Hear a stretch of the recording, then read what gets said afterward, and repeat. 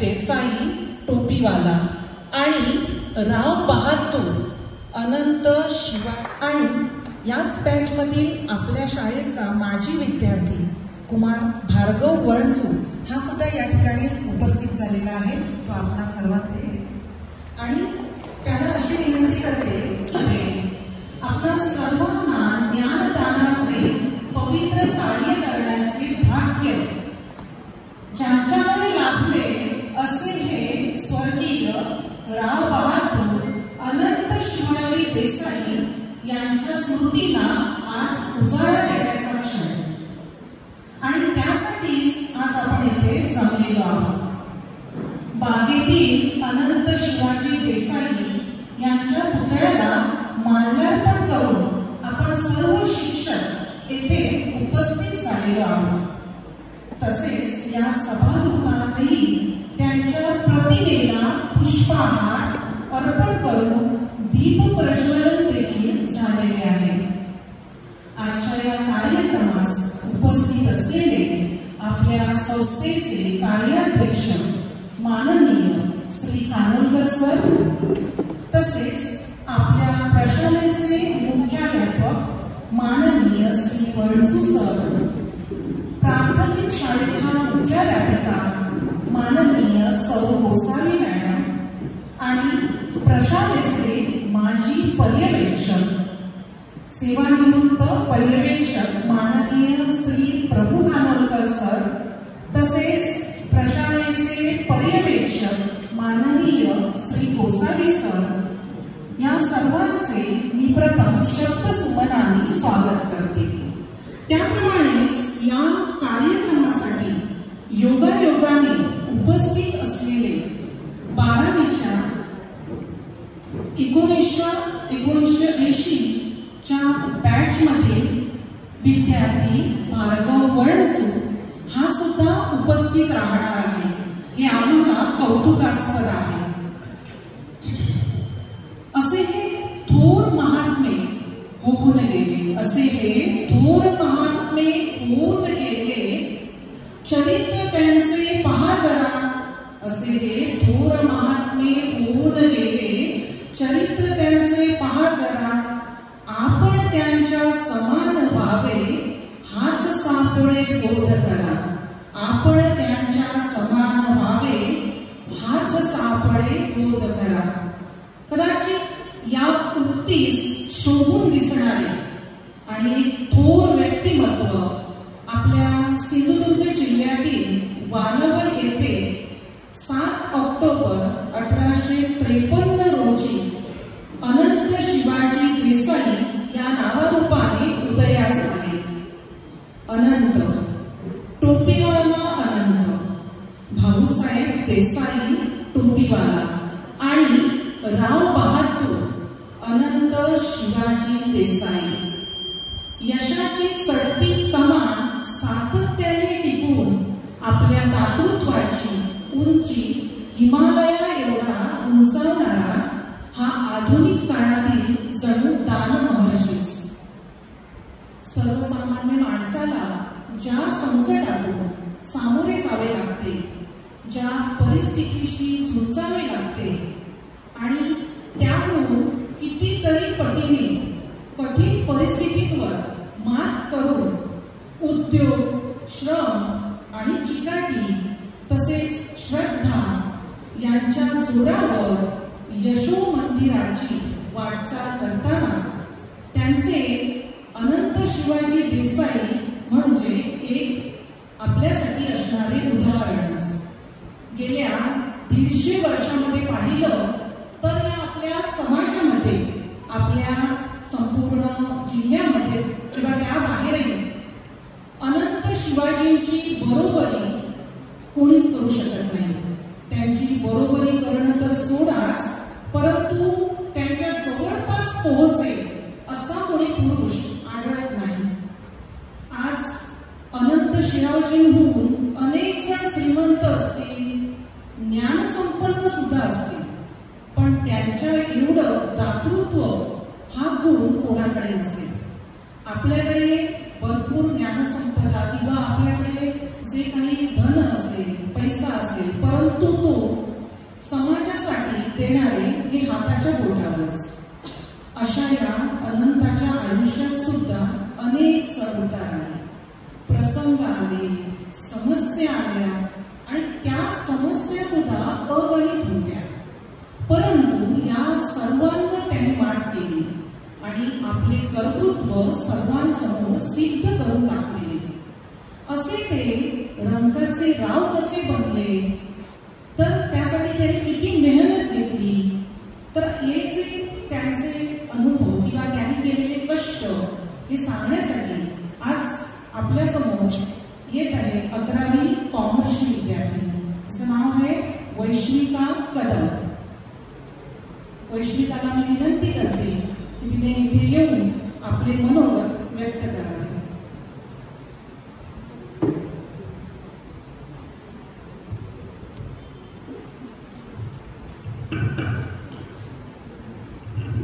नमस्कार.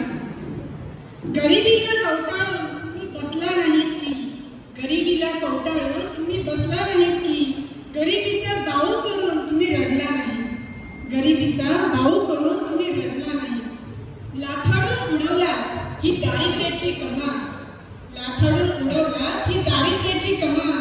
यशाचा झेंडा असा लावला की जगणाऱ्या प्रत्येकासाठी तुम्ही ठरलात प्रमाण, यशाचा झेंडा असा लावला की जगणाऱ्या प्रत्येकासाठी तुम्ही ठरलात प्रमाण. सतत प्रवाही असणाऱ्या वालावल गावच्या नदीच्या किनारी आणि साक्षात दैवी किरणांनी तेजोमय असलेल्या लक्ष्मीनारायण देवतांच्या सानिध्यातील या गावात एका ब्राह्मण कुटुंबात अनंत शिवाजी देसाई यांचा जन्म झाला. 18 विश्व दारिद्र्य असलेले ही दुर्दैवाचे दशावतार दूर करण्याचे सामर्थ्य, अनंत अशी ध्येयासक्ती बाळगून त्यांनी आपला जीवन प्रवास सुरू केला. जीवनात आलेल्या कठीण प्रसंगांना ठोकरून स्वतःचे अबाधित अस्तित्व निर्माण केले. कफल्ल अशा अवस्थेत त्यांनी मुंबई गाठली. या मायावी नगरीत स्वतःला घडवताना काही वेळा कुदळ फावडे घेऊन काम केले, तर काही वेळा स्पिनिंग मिलमध्ये काम केले. मिलमध्ये विणकाम शिकून भागीदारीत व्यवसाय सुरू केला. भागीदाराने फसवले तरी हताश न होता स्वतःचा व्यवसाय सुरू केला. 1872 मध्ये नवनवीन प्रकारच्या टोप्या विकण्याचा व्यवसाय सुरू केला आणि अल्पावधीतच अनंत देसाई टोपीवाले हे नाव प्रसिद्ध झाले. तकदीर उन्हीं का उजागर होता है, तकदीर उन्हीं का उजागर होता है जिनके पसीने से कर्तृत्व झलकता है, जिनके पसीने से कर्तृत्व झलकता है. श्रीमंत अनंत शिवाजी देसाई कधी नशिबाला दोष देत बसले नाही की कोणावर आरोप करीत राहिले नाही.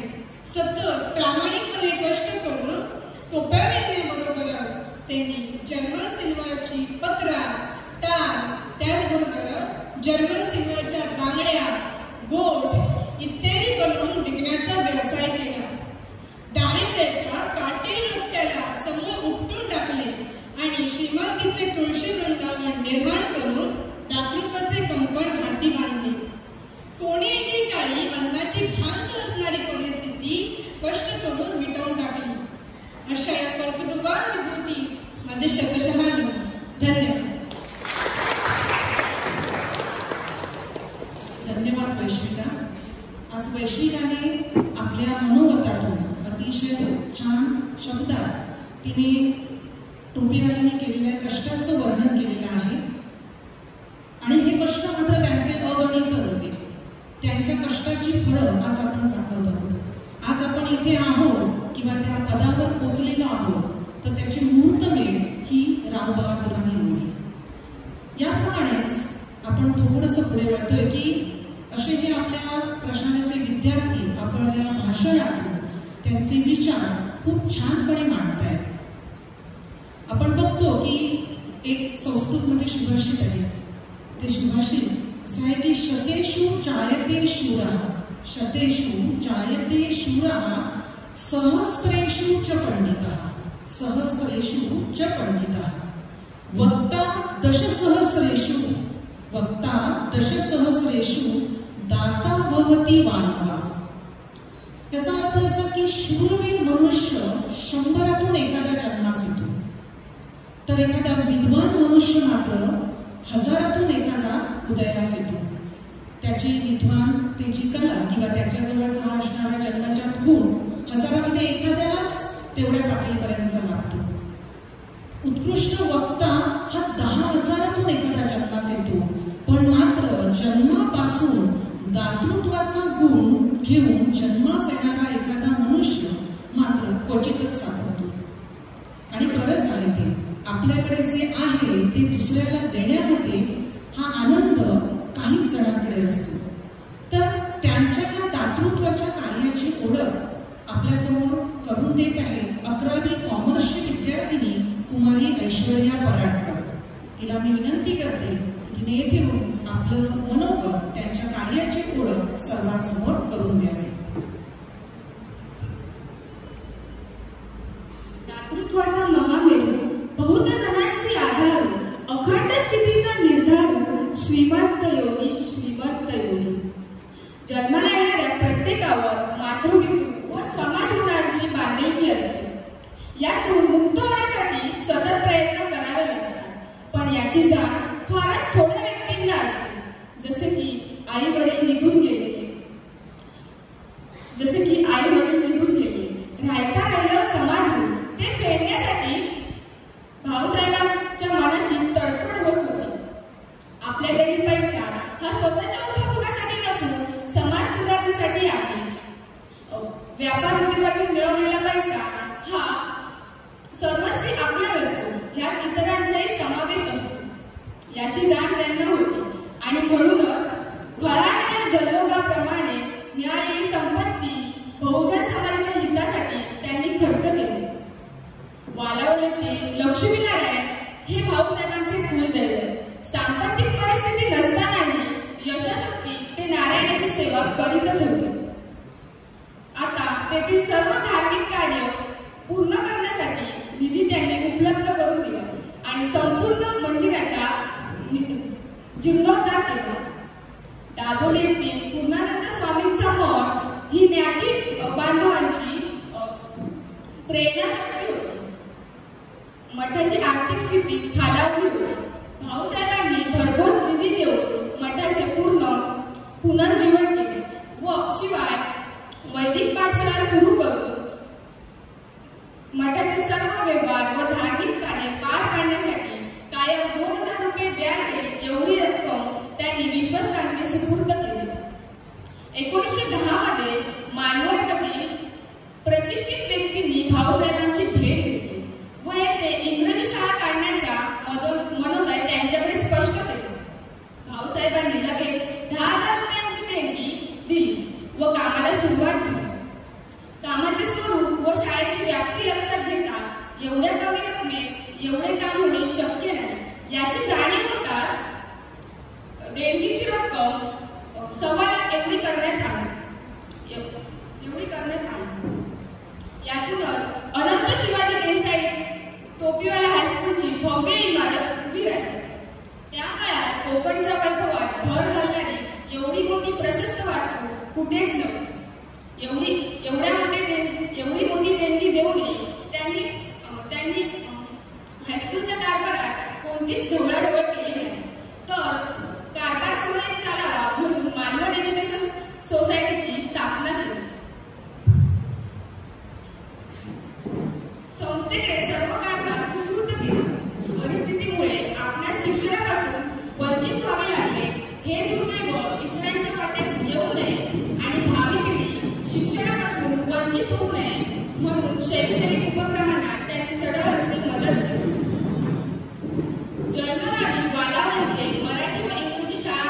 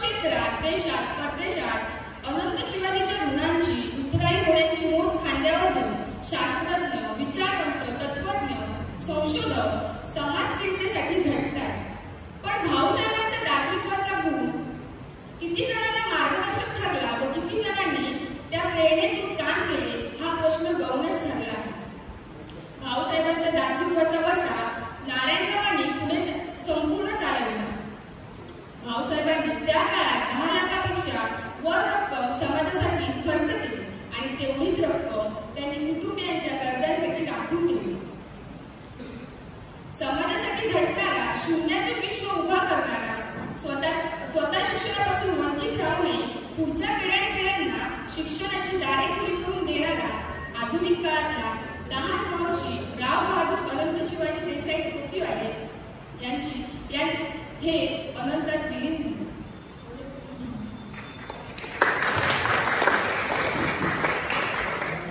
धन्यवाद ऐश्वर्या. ऐश्वर्याने छान शब्दांमध्ये गुंफण करून त्यांच्या दातृत्वाची आपल्याला ओळख करून दिली. यानंतर थोडंसं आपण वळतोय ते जुन्या स्मृतींकडे, जुन्या आठवणींकडे.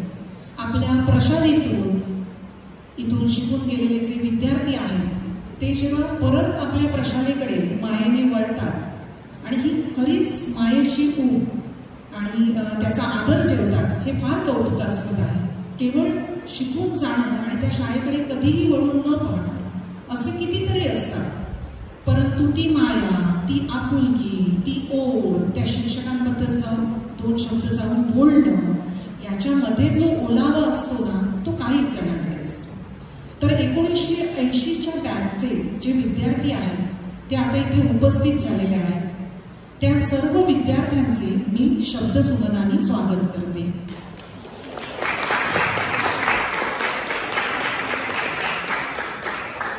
आणि याच बॅचमधील आपल्या शाळेचा माजी विद्यार्थी कुमार भार्गव वळचू हा सुद्धा या ठिकाणी उपस्थित झालेला आहे.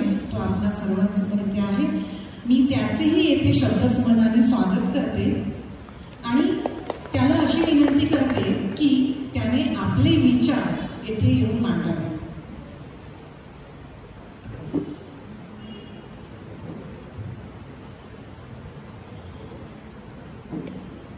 नमस्कार. मला बोलण्याचं जे धैर्य आहे तेच या व्यासपीठाने दिलं. माझ्याकडे म्हणजे शब्द नाहीत ॲक्च्युली की मला किती म्हणजे छान वाटतं, म्हणजे आनंद वाटतो आपल्या शाळेत परत येताना. आणि आज मी इथे खास याच्यासाठी आलो आहे की टोपीवाला डे आज आहे. तर अनंत शिवाजी देसाई टोपीवाले ज्यांनी आपल्या शाळेची उभारणी केली, स्थापना केली, तर या आपल्या शाळेला ज्यावेळी 100 वर्ष पूर्ण झाली त्यावेळी शतक महोत्सव आयोजित केला होता. आणि त्यावेळी पूर्ण आपल्या मालवण शहरावर रॅली करण्यात आली होती. आणि त्या रॅलीमध्ये आता जे गीत होणार आहे ते गीत गायला प्रमुख भूमिकेत मी होतो. त्यावेळी छोटा होतो, 6वीत होतो, तसं मोठा होतो मोठा होतो पण छोटा होतो. आणि अगदी त्याच्या शेवटच्या कडव्याला हार्मोनियम सुद्धा मी वाजवले. तर खास म्हणजे ते गीत पुन्हा एकदा ऐकण्यासाठी मी इथे आलो. आणि आज इथे आपल्या शाळेत आल्यावर आपल्या शिक्षकांना ज्यांनी मला घडवलं त्यांना भेटून मला म्हणजे खरंच खूप आनंद झाला, म्हणजे शब्दात कायच सांगणार. आणि सध्या मी पुण्यामध्ये एक उच्च शिक्षण विभागात मी काम करतो. तिथे अध्यापक लोकांना ट्रेनिंग दिलं जातं. तर त्या ट्रेनिंगमध्ये विद्यार्थ्यांप्रती एका शिक्षकाचा स्वभाव कसा असावा, म्हणजे प्रत्येक विद्यार्थी हा वेगवेगळ्या कॅपॅसिटीचा असतो ना, म्हणजे कोणी बेसिक लेवलला असते, कोणी ॲडव्हान्स, वॉटेवर आपण त्याला काही म्हणू. बट अशा विद्यार्थ्यांप्रती शिक्षकाचा एकूणच अप्रोच असा असला पाहिजे की सगळ्यांनाच सेम, म्हणजे आपण एकाच लेवलने जातोय किंवा आपल्या प्रत्येकाच्या ओपिनियनला महत्त्व आहे असं वाटलं पाहिजे. असा शिक्षणाचा अप्रोच असला पाहिजे, अशी चर्चा होती. तर मी त्यांना म्हटलं की मी जिथे शिकलो माझ्या शाळेत असंच शिकवलं जायचं, म्हणजे हे वेगळ्या दृष्टीने लागू करायची कोणतीही गरज नाही. माझ्या शाळेत ते असंच शिकवलं जायचं. तर आपण विद्यार्थी भाग्यवान आहोत की आपल्या शाळेत एवढे संपन्न, ज्ञानसंपन्न शिक्षक आहेत. आणि म्हणजे कितीतरी पिढ्या त्यांनी घडवलेल्या आहेत आणि अजूनही घडवत राहतील. शिवाय आपल्या शाळेचा आजच्या काळातला हा विकास बघता, जो भौतिक विकास असेल किंवा जो सर्वांगीण विकास आहे, तर त्यासाठी सुद्धा त्या काळी टोपीवाल्यांनी जमीन किंवा ही वास्तू उभी केली. तर त्यांची दूरदृष्टी फार महत्त्वाची म्हणाली. तसंच आत्ता सुद्धा म्हणजे अत्याधुनिक तंत्रज्ञान इथे आहे. तर या अत्याधुनिक तंत्रज्ञान सुद्धा इथे भविष्यात येईल, ही सुद्धा निर्णय त्यांचीच टोपीवाल्यांची दूरदृष्टी असेल की काय, असं आपल्याला म्हणावं लागेल. तर म्हणजे शेवटी एकदम किती म्हणजे माझ्या शाळेविषयी बोलायचं तर म्हणजे मी खूपच बोलू शकतो, म्हणजे तास बोलता येईल मला. दिवस रात्र इथे म्हणजे वेगवेगळ्या नाटकांमध्ये स्पर्धांमध्ये आम्ही दिलेले असतो, म्हणजे कायच सांगणार. आणि अगदी लहानपणापासून बऱ्यापैकी समजेल एवढा होईपर्यंत इथे मी होतो. तर शेवटी माझ्या सर्व शिक्षकांना मी नमन करतो आणि अनंत शिवाजी देसाई टोपीवाल्यांच्या चरणी नतमस्तक करून माझे 2 शब्द सांगतो.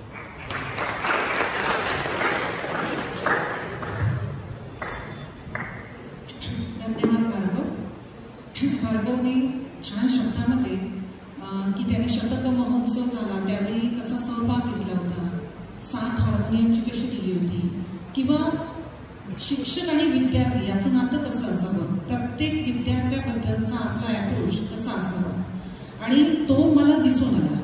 कदाचित मी असं म्हणते की आपल्या लेडीज स्टाफमध्ये जे काही प्रत्येक मुलं मुली येतात त्यांची प्रत्येक शिक्षिका जेंट्स शिक्षकांनी राग मानवणे, कारण त्यांच्या सहवासात त्या लेडीजच्या मी बसल्यामुळे मला असं समजतं की त्या प्रत्येक मुलाचा जो काही प्रॉब्लेम आहे तो मनापासून सोडवतात. असं नाही की एखादा विद्यार्थी या स्टेटसचा आहे किंवा तो शिक्षकांचाच मुलं आहे, तर एखाद्या गरीब घराण्यातून आलेल्या मुलाचा सुद्धा प्रॉब्लेम तेवढ्याच पोट तिडकीने सोडवतात.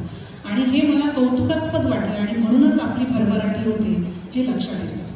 तर यानंतर राव बहादूर अनंत शिवाजी देसाई ज्याने ही मुहूर्तमेढ रोवली, त्याचा कल्पवृक्ष आज होतोय, तर मग त्यांच्या चरित्राचा आढावा घेणं हे आपल्यासाठी आवश्यक आहे. त्यांचं चरित्र हे आपण जाणून घेतलंच पाहिजे आणि हे चरित्र घेऊन येत आहेत, चरित्राचा आढावा आपल्यासमोर करून देत आहेत आपल्या कॉलेजच्या मॅडम बांदेकर मॅडम, मैत्री बांदेकर मॅडम.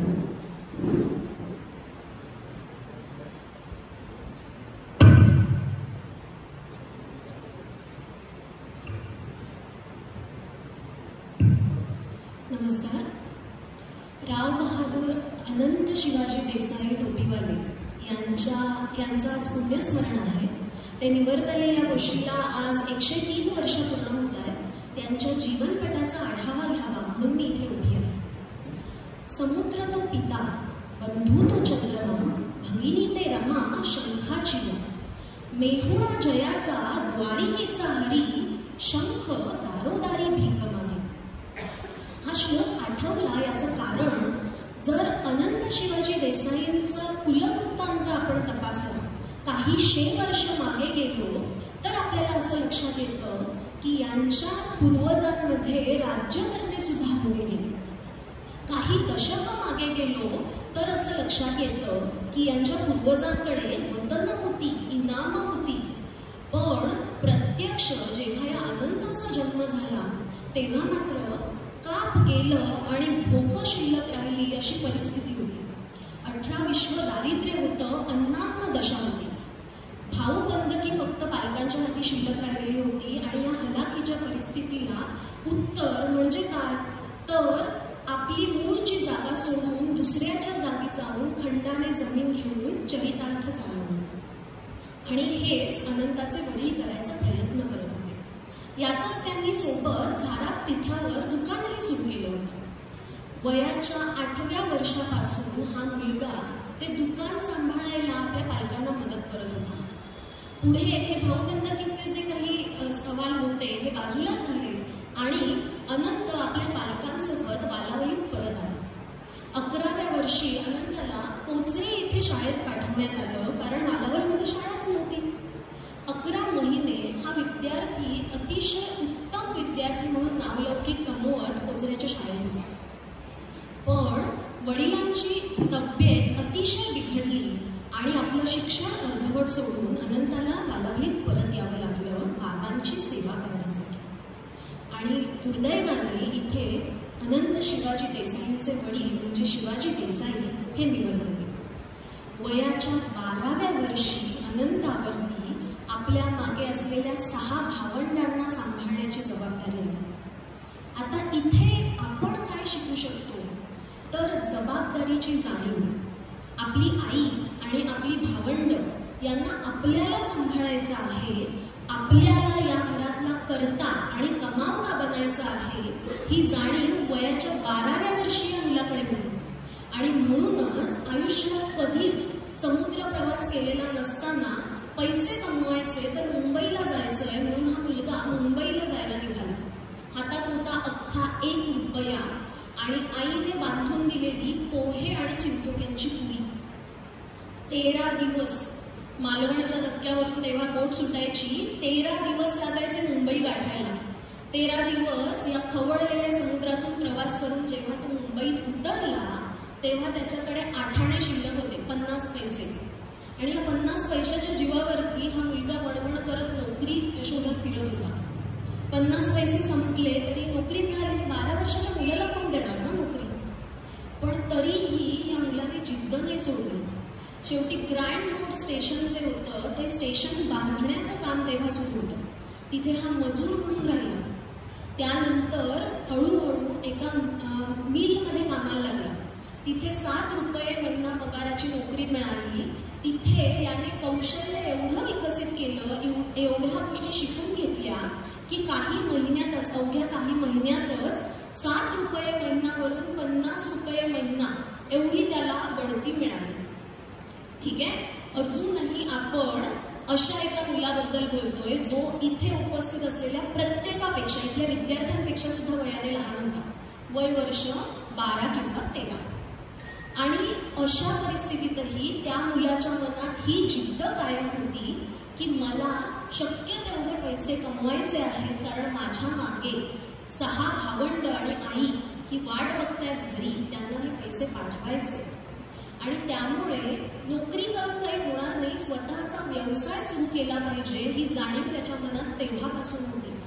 हा लहानगा अनंत तेव्हापासून स्वतःचा व्यवसाय सुरू करण्याची स्वप्न बघत होता. आज इथे आपल्यामध्ये कॉमर्सचे विद्यार्थी उपस्थित आहेत सुदैवाने.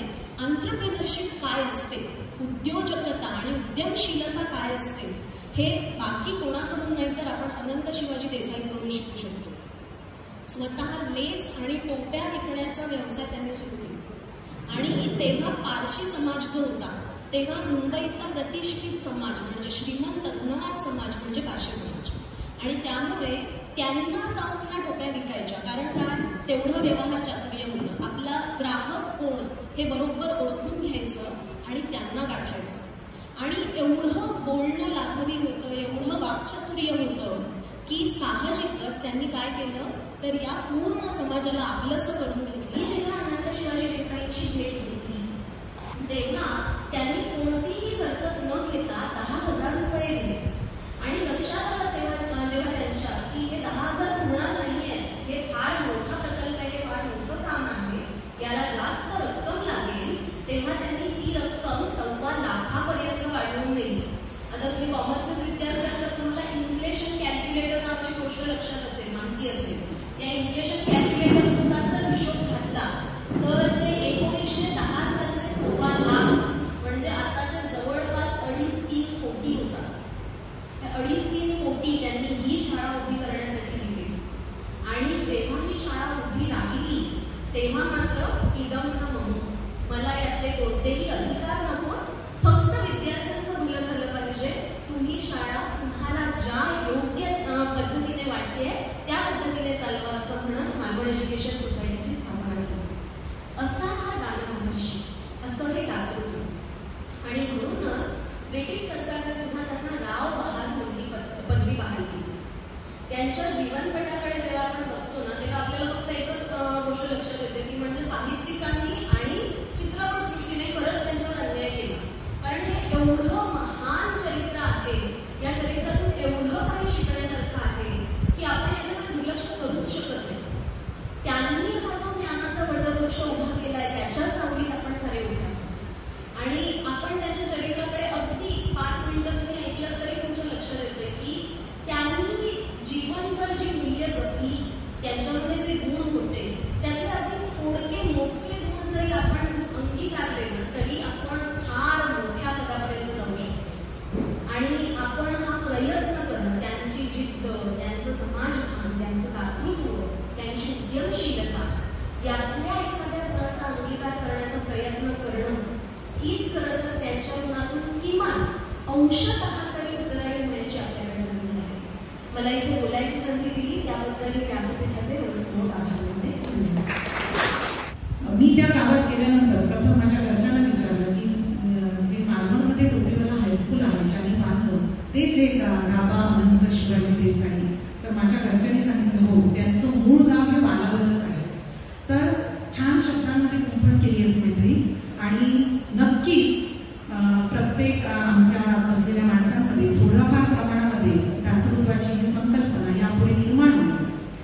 त्यानंतर असे हे अनंत शिवाजी यांनी आपल्याला प्रेरणा दिली, आपल्या जगण्यामध्ये प्रकाश दिला, आपल्याला आत्मविश्वास दिला आणि स्वतःच्या पायावर आपण कठोर परिश्रमात सुद्धा कसे उभं राहू शकतो हे त्यांनी सिद्ध करून दाखवले.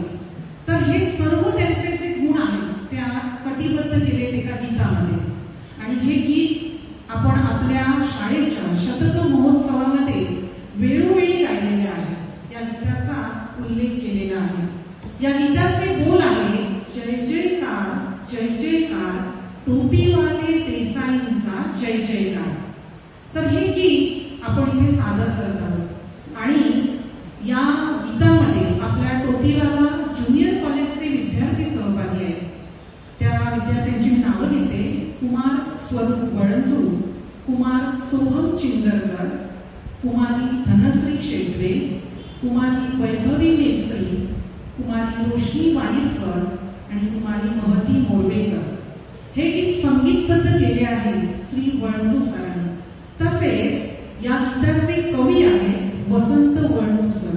त्यांनी हे गीत लिहिलेलं आहे आणि या गीताला तबल्याची साथ देणार आहेत आपल्या ज्युनियर कॉलेजचे शिक्षक प्रभुदास आजगावकर सर. तर त्यांच्या या सगळ्या संगीत टीमला मी अशी विनंती करते की त्यांनी इथे येऊन आपलं सुमधुर गीत सर्वांसमोर सादर करावं.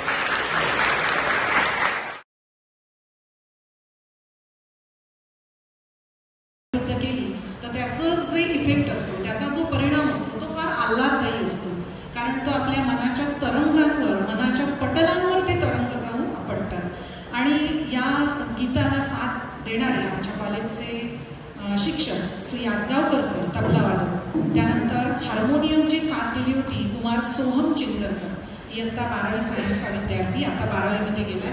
तर यांनी खूप छान साथ दिली आणि हे गीत खूप छान झालं. त्यानंतर थोडंसं वळतोय की आज आपल्या कार्यक्रमाला इथे अध्यक्ष, संस्थेचे कार्याध्यक्ष श्री खानोलकर सर उपस्थित आहेत. त्यांना मी अशी विनंती करते की त्यांनीही राव बहादूर अनंत शिवाजी देसाई टोपीवाले यांच्याबद्दल आपलं मनोगत इथे व्यक्त करावं.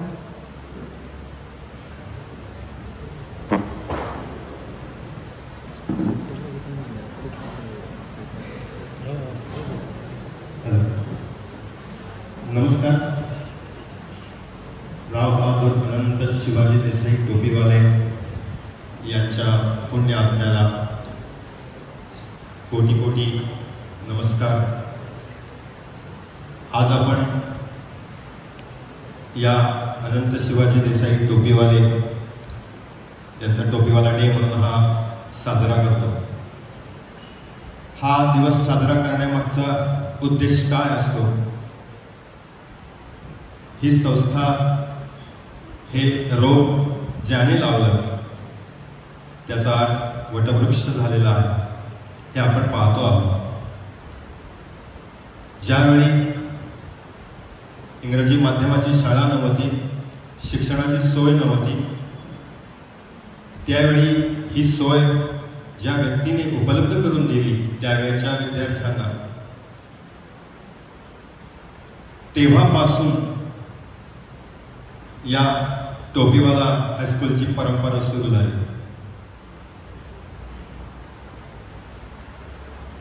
मोठं व्हायचं असेल तर शिक्षणाशिवाय पर्याय नाही हे ज्याने ओळखलं आणि आपल्या या मालवण गावातील विद्यार्थ्यांना चांगलं शिक्षण मिळावं या उदात्त हेतूने त्यांनी हे रोप लावलं आणि त्याचा अपेक्षित परिणाम असा झाला की त्या दिवसापासून या प्रशालेमध्ये अनेक विद्यार्थी घडत गेले आणि हे विद्यार्थी या संस्थेमध्ये, या शाळेमध्ये शिकून एवढे मोठे झाले की ते विद्यार्थी या शाळेला विसरले नाही आणि या विद्यार्थ्यांच्या माध्यमातून, विद्यार्थ्यांच्या सहकार्यातून पुढे ही शाळा वाटचाल करत राहिली. आजपर्यंत या विद्यार्थ्यांनी शाळेला विसरलेला नाही. प्रत्येक बॅचमधला विद्यार्थी इथून संस्कार घेऊन जातो. त्या संस्कारामागे राव बहादूर अनंत शिवाजी देसाई यांचा आशीर्वाद असतो. त्याच्यामुळे एक प्रकारची या शाळेबद्दलची आपुलकी, या शाळेला आपण काहीतरी मदत करावी या हेतूने या शाळेतून घडलेला प्रत्येक विद्यार्थी जणू काही भारावलेला असतो आणि मी कधी एकदा या शाळेला मदत करतो असं त्याला झालेलं असतं आणि त्याच्यातूनच आपल्याला ह्या वटवृक्ष झालेला जो दिसतो, या शाळेच्या भौतिक सुविधा ज्या आपल्याला दिसत आहेत, ह्या सगळ्या भौतिक सुविधा या भावनेतून या माजी विद्यार्थ्यांनी केलेल्या आहेत हे लक्षात घ्या. आणि हे सगळं करत असताना या विद्यार्थ्यांनी या शाळेतून जे संस्कार दिलेले आहेत हे संस्कार ते विसरलेले नाही. म्हणजे वेगवेगळ्या पदावर असताना सुद्धा तुम्ही या विद्यार्थ्यांकडे, माझ्या विद्यार्थ्यांकडे जर बघितलं, आता काही वर्षांनी तुम्ही सुद्धा सगळे माझे विद्यार्थी होणार. आज भार्गव आपल्याकडे आलेला आहे, अलीकडच्या काळातला माझे विद्यार्थी, किती प्रेमाने तो इथे आला. हे खरोखरच हे प्रेम ज्यांनी रुजवलं त्याला कोटी कोटी म्हणतात. कारण इथे हे प्रेम रुजवणं सगळ्यात महत्वाचं आहे आणि त्यामुळे हे माझे विद्यार्थी जेव्हा शाळेकडे येतात, शाळेकडे एखादी गोष्ट समजा त्यांना दिसली नाही तर ते चौकशी करतात, आपल्या शाळेमध्ये हे नाही, चला आपण ती मदत करूया, अशी भावना त्यांच्यामध्ये निर्माण होते. आणि असं करून या शाळेची जी भरभराट झालेली आहे ती या माजी विद्यार्थ्यांच्या दातृत्वामुळे म्हणजे अनंत शिवाजी देसाई यांचं जे दातृत्व आहे हे पुढे चालत राहिलेलं आहे, ते थांबलं नाही. आणि हे विद्यार्थ्यांनी चालवलेलं आहे आणि आपल्यालाही हे चालवायचं आहे. कारण या शाळेमधून मी शिकून पुढे मोठा झालो. मोठा झाल्यानंतर मी अर्थार्जन करू लागलो. परंतु ते अर्थार्जन कसं केलेलं आहे, त्या सर्व विद्यार्थ्यांनी हे अतिशय प्रामाणिक कष्ट करून पैसा मिळवलेला आहे. जोडोनिया धन उत्तम व्यवहारे असं म्हटलं, म्हणजे प्रामाणिकपणे काबाड कष्ट करून. कारण देसाईने आपल्याला हे शिकवलेलं आहे, त्यांना पैसे असेच मिळालेले नव्हते, कष्टाचे पैसे होते, कष्ट करून त्यांनी पैसे मिळवलेले होते. आपणही आणि या कष्टाच्या पैशातून त्यांनी त्यावेळी कोणतीही अपेक्षा न ठेवता हे अंडरलाईन आहे. आपल्याला विद्यार्थ्याने दुसऱ्या विद्यार्थ्याला मदत करायची असेल, एखाद्याने पेन्सिल किंवा पेन मारलं तरी आपण त्याला विचारतो तुम्हाला काय द्या, म्हणजे अपेक्षा. जर आपण अपेक्षा ठेवून जर दुसऱ्याला आपण दान करत असू तर त्या दानाचं पुण्य आपल्याला मिळत नाही, हे लक्षात ठेवा.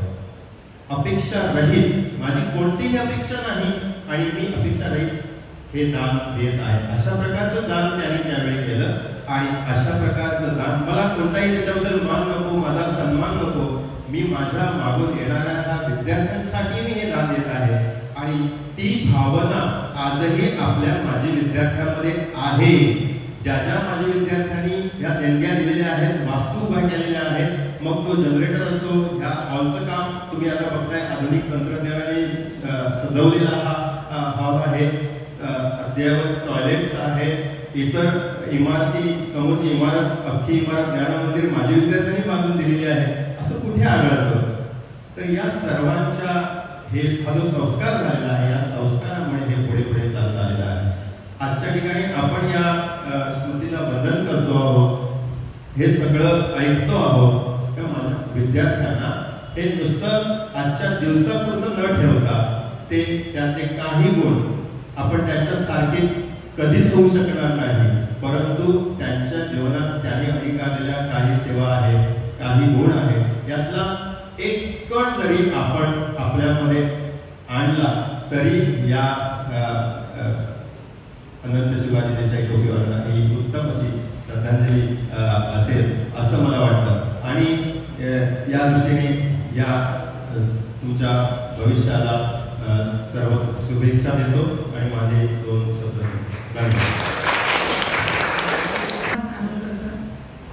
छान शब्दामध्ये त्यांनी राव बहादूर अनंत शिवाजी देसाई टोपीवाले यांच्याबद्दलचं आपलं मत व्यक्त केलं, तसेच विद्यार्थ्यांना शुभेच्छाही दिल्या. मंडळी, आत्ताच आपण सरांच्या किंवा त्या मुलांच्या सर्वांच्या भाषणात ऐकलं की बालपणापासून दारिद्र्याच्या विळख्यात अडकून सुद्धा या अनंताने परिस्थितीसमोर हतबल न होता अनेक संकटांवर मात केली आणि आपल्या कर्तृत्वाच्या या पंखांनी यशाची उत्तुंग अशी भरारी घेतली. ही भरारी घेताना अनेक वेळा मागे वळून आपल्या दातृत्वाचा हात पुढे करून जीवनात जगण्याचे बळ दिले. त्यांना अनेक सामाजिक, शैक्षणिक कार्यक्रमात उभारी दिली, अनेक समाजोपयोगी कार्य घडवून आणली. आणि मंडळी, ज्यांच्याकडून आज आपण हा एक दातृत्वाचा गुण जरी आपण घेतला, हाताने कोणाला तरी देणं, पुढे करणं, हा जरी गुण घेतला तरी आज त्यांचं पुण्यस्मरण झालं असे आपल्याला म्हणता येईल. या ठिकाणी प्रत्येकाला एक सूचना आहे की चाफ्याचे फूल आपल्याला देण्यात येईल. चाफ्याचे फूल देण्याचा हा उद्देश आहे की या चाफ्याच्या सुगंधाप्रमाणे त्यांच्या स्मृतींचा सुगंध चिरंतन काळ दरवळत राहावा. कारण ज्यांनी ही वास्तू उभारलेली आहे त्या या कर्तृत्व पुरुषास त्यांचे आभार मानणं हे फार महत्त्वाचं आहे. त्यांच्या या दातृत्वामुळे आज आपण उभे आहोत. तर या अनंत शिवाजी देसाई टोपीवाले यांच्या स्मृतीचा सुगंध आपल्या या प्रांगणामध्ये कायम तो चिरंतन काळ टिकावा, तो दरवळत राहावा, यासाठी प्रत्येकाला एक एक चाफ्याचे फूल देण्यात येईल. त्यानंतर मी थोडं करते आभार प्रदर्शन. आजच्या या कार्यक्रमाचे आभार मानण्यासाठी मी आमच्या कॉलेजच्या शिक्षिका कुमारी उमा सामंत मॅडम यांना विनंती करते की त्यांनी येऊन इथे आभार मानावे.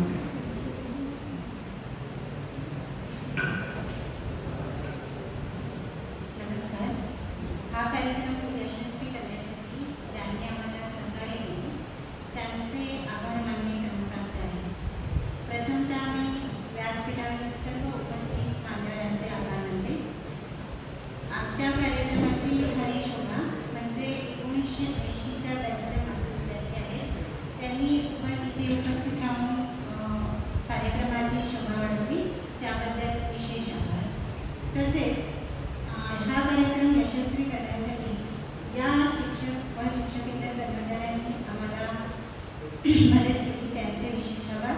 जुरी सर तसेच पिनाईकर मॅडम, जंगदे मॅडम, शिक्षकेतर कर्मचारी बाबू पाटकर व दामकर, तसेच या कार्यक्रमाच्या आयोजिका राव राणे मॅडम यांनी यांचे आम्ही विशेष आभार मानले. तसेच सर्व विद्यार्थी व आपण सर्व इथे उपस्थित राहून या कार्यक्रमाची तुम्ही शोभा वाढवली याबद्दल मी सर्वांचे आभारी आहे. धन्यवाद.